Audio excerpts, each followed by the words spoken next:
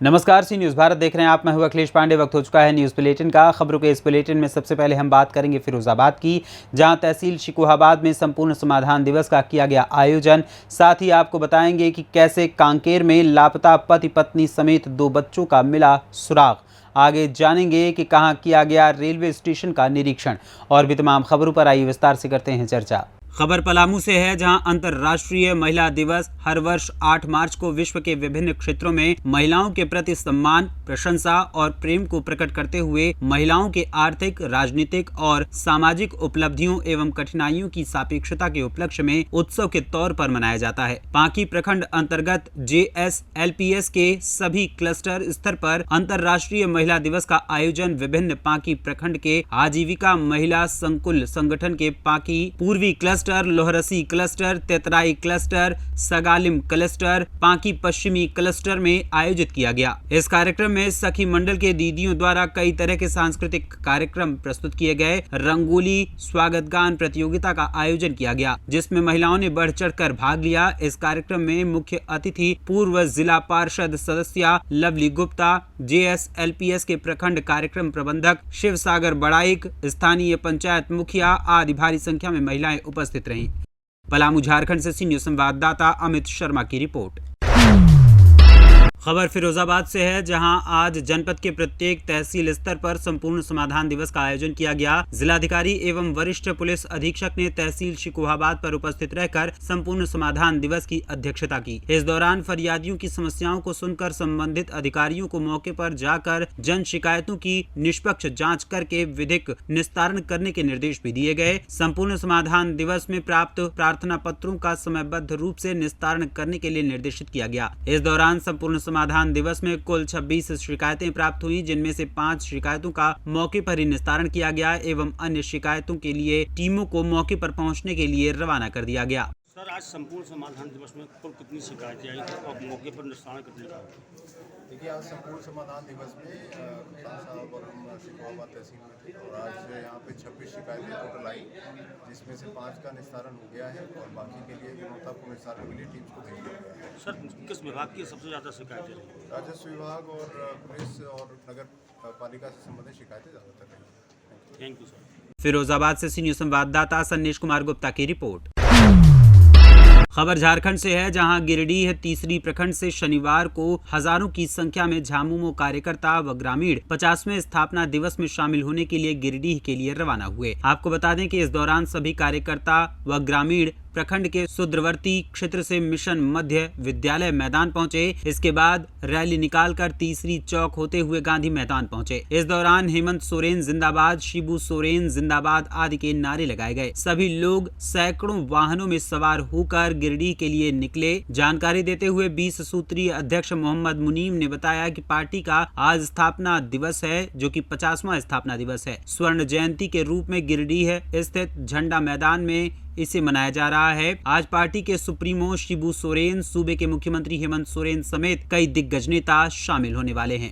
आज झारखंड मुक्ति मोर्चा गिरिडीह जिला का स्थापना दिवस है और ये हम लोग के लिए 50वां स्थापना दिवस है गिरिडीह जिला का, जिसे हम लोग स्वर्ण जयंती के रूप में मना रहे हैं। और गिरिडीह में हमारे झारखंड मुक्ति मोर्चा के कदावर नेता हेमंत सोरेन, हमारे झारखंड के लोकप्रिय मुख्यमंत्री का आगमन हो रहा है। हमारे दिशोम गुरु शिबू सोरेन जी का आगमन हो रहा है। उनका वक्तव्य और वो झारखंड में जितने भी योजना चला रहे हैं, जो भी गरीबों के लिए काम कर रहे हैं, वो वहाँ पर सुनाएंगे।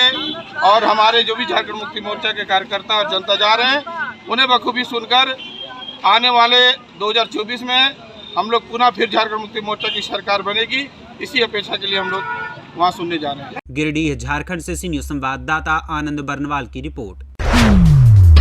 खबर कांकेर से है, जहां चारामा कार हादसे में बड़ा खुलासा हुआ है, जिसमें कांकेर पुलिस को अहम सुराग मिले हैं। पुलिस के मुताबिक कार में आग लगने के बाद लापता समीरन सिकदार, उनकी पत्नी और 2 बच्चे धमतरी के होटल आशियाना में 1 मार्च की रात रुके थे। फिर 2 मार्च की सुबह 8 बजे तक होटल छोड़ दिया, जिसके बाद पुलिस चारों की तलाश में जुट गई है। कांकेर पुलिस अधीक्षक शलभ सिन्हा ने बताया कि दंपति के खोजबीन के लिए 5 सदस्यीय टीम गठित की गई है। परिवार ने 1 तारीख को धमतरी के एक लॉज में रात 8:30 बजे चेक इन किया था। फिर सुबह 8:46 पर लॉज से बाहर निकले और 9:30 बजे वापस लॉज में आए। लॉज के एक प्रत्यक्षदर्शी महिला ने बताया कि पत्नी और 2 बच्चों को सुबह 10 बजे लॉज से बाहर जाते देखा गया था। पुलिस लापता चारों लोगों की तलाश में जुटी हुई है। कांकेर से सी न्यूज संवाददाता दीनदयाल साहू की रिपोर्ट।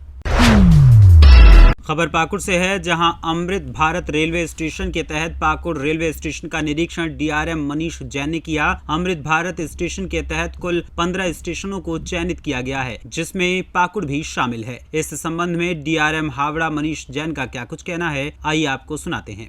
एक जनरल इंस्पेक्शन है जो हम अपने डिवीजन में करते रहते हैं। दूसरा, एक आप लोगों ने सुना होगा, एक नई स्कीम शुरू हुई है अमृत भारत स्टेशन, जिसमें कि हर डिवीजन में करीब 15 स्टेशन को इम्प्रूव करने की बात हुई है। तो उसमें पाकुड़ भी एक स्टेशन हम लोगों ने चुना है हावड़ा डिवीज़न में। तो उसी की बेसिक प्लानिंग करने के लिए कि यहाँ क्या क्या इम्प्रूवमेंट्स किए जा सकते हैं, पैसेंजर्स को क्या एडिशनल फैसिलिटीज़ दी जा सकती हैं, वही सब प्लानिंग करने के लिए आए हैं।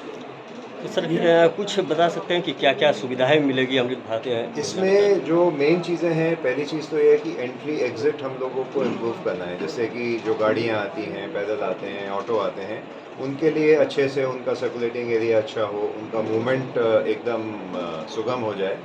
और स्टेशन पे और क्या इम्प्रूवमेंट, जैसे वेटिंग हॉल है, वेटिंग रूम है, एफओबी हम और बनाएं या चौड़ा एफओबी बनाएं, जिससे कि यात्रियों को और सुविधाएं मिलें। उसमें एस्केलेटर्स लगाएंगे, लिफ्ट्स लगाएंगे और जो प्लेटफॉर्म है उसका शेड को और बड़ा करेंगे, जिससे कि यात्रियों को धूप का सामना ना करना पड़े, बारिश का सामना ना करना पड़े। इस तरह की फैसिलिटीज़ हैं।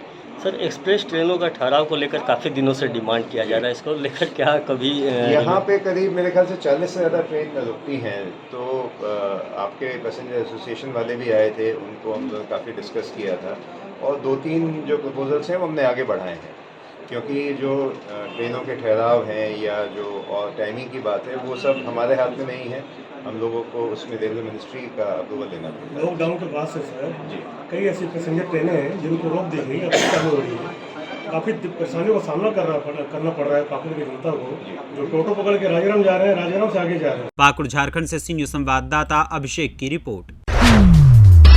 खबर अम्बेडकर नगर से है, जहां तहसील अकबरपुर में संपूर्ण समाधान दिवस का आयोजन जिलाधिकारी अविनाश सिंह की अध्यक्षता में मुख्य विकास अधिकारी अनुराग जैन, अपर पुलिस अधीक्षक संजय राय की मौजूदगी में किया गया। संपूर्ण समाधान दिवस में फरियादियों की कुल 179 शिकायतें प्राप्त हुई, जिसमें 31 का मौके पर ही निस्तारण किया गया। बाकी शेष बचे 148 प्रार्थना पत्र को संबंधित विभाग के अधिकारियों को निर्देशित करते हुए आगे प्रेषित कर दिया गया।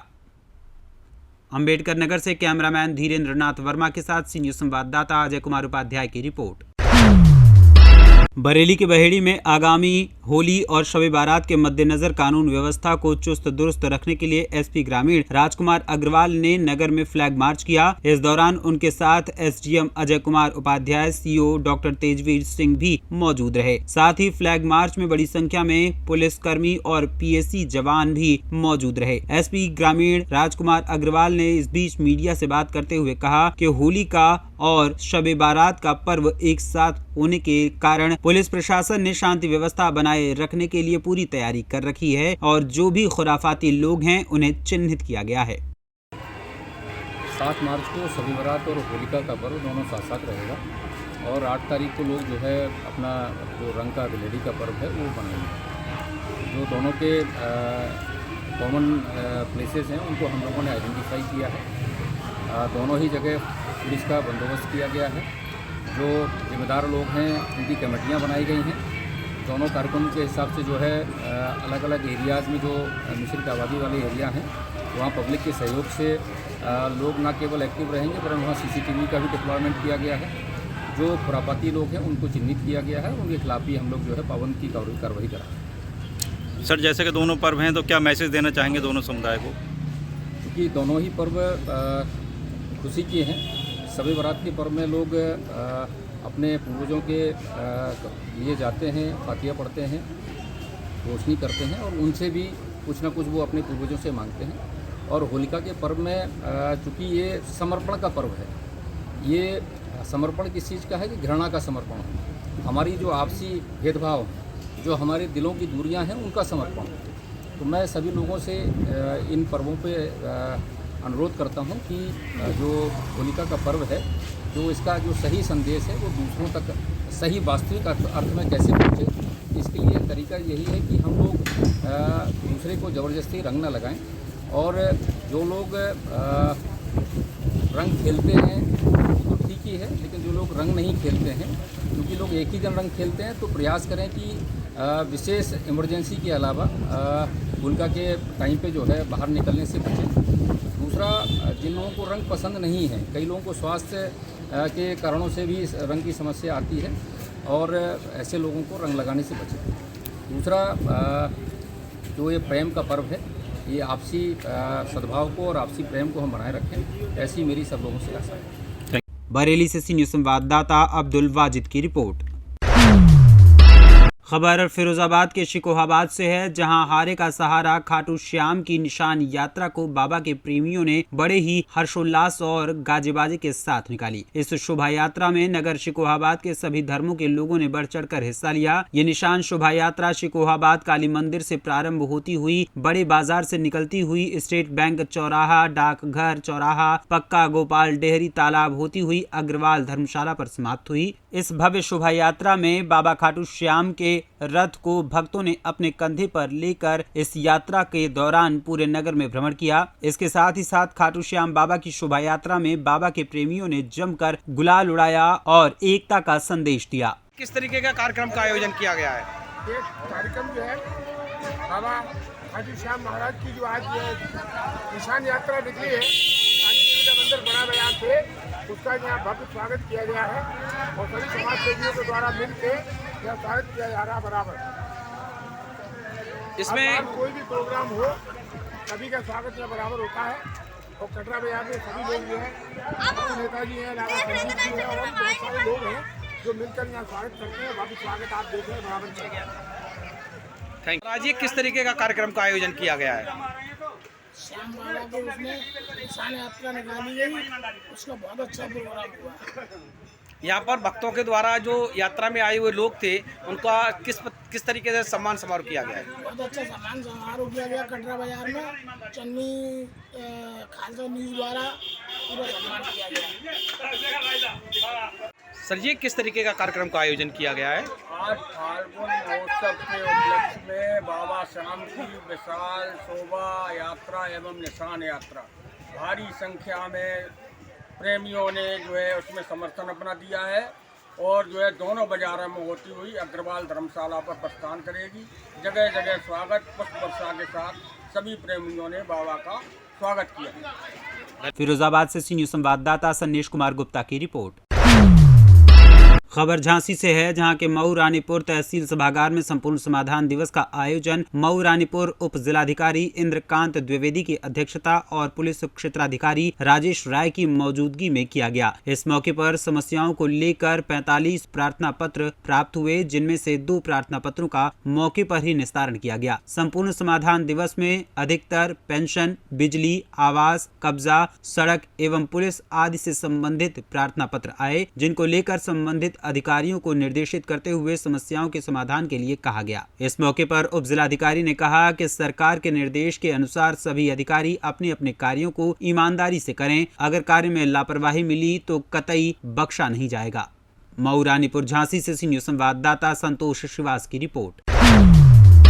आज झांसी के मऊ रानीपुर तहसील के ग्राम मथुपुरा में उत्तर प्रदेश किसान कांग्रेस के बैनर तले किसान पंचायत का आयोजन किया गया। पंचायत में मुआवजा, बीमा क्लेम, सम्मान निधि, गौशाला निर्माण, वृद्धा पेंशन आदि समस्याओं को लेकर कांग्रेस पार्टी ने मोर्चा खोलते हुए आंदोलन की चेतावनी दी। पंचायत में किसानों ने बताया कि खदियन चौराहे से लेकर ग्राम टकटौली तक बनाए जा रहे रोड में ग्राम मथुपुरा के ग्रामीणों व किसानों की भूमधरी जमीन का बिना मुआवजा दिए रोड निर्माण किया जा रहा है, जिसकी कई बार शासन व प्रशासन को धरना प्रदर्शन करके ज्ञापन के माध्यम से अवगत भी उसके बारे में कराया गया, लेकिन अभी तक किसानों को मुआवजा नहीं मिला है। पंचायत में किसानों ने समस्याओं को लेकर अपनी अपनी पीड़ा भी बयां की।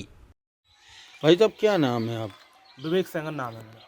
कहाँ के रहने? मथुपुरा के निवासी हैं। क्या समस्या है आप लोगों में? एक तो मथुपुरा ग्राम समस्याओं का भंडार बना पड़ा है। जो मऊरानीपुर खनियन से लेके मेलवारा तक रोड का निर्माण हो रहा है, इसमें ना तो किसानों की भूमि को अधिकृत किया गया है, उसकी भूमधरी जमीन को ज़बरदस्ती कब्जा किया जा रहा है, उस पर रोड डाला जा रहा है, ना उसका मुआवजा दिया गया, ना भूमि का अधिग्रहण किया गया।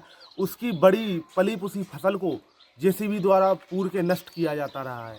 ना तो मथुपुरा ग्राम में गौशाला है, ना पानी की व्यवस्था है, ना सड़क की व्यवस्था है।